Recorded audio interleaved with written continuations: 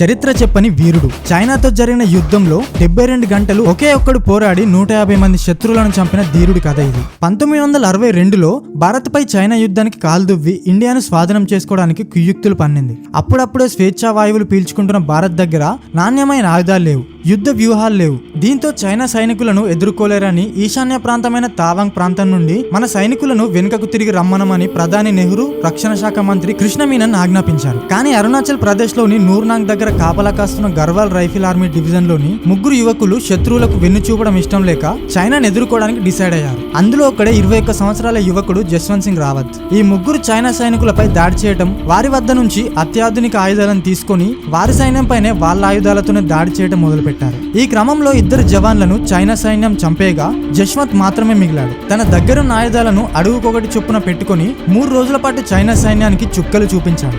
భారత్ సైన్యం ఎక్కువ ఉందేమో అని అనుకుంది చైనా ఆర్మీ. కానీ అక్కడ ఉన్నది ఒక్కడే అని తెలిసి జస్వంత్ ని చుట్టుముట్టి కాల్చి చంపేశారు. అక్కడితో ఆకుండా జస్వంత్ తలం నరికి తీసుకుని వెళ్ళింది చైనా ఆర్మీ. జస్వంత్ ధైర్య సాహసాల గుర్తుగా తావాంగ్ ప్రాంతంలో మందిరం కట్టి అతనిని దేవుడిగా పూజిస్తున్నారు ఇప్పటికీ అక్కడి ప్రజలు.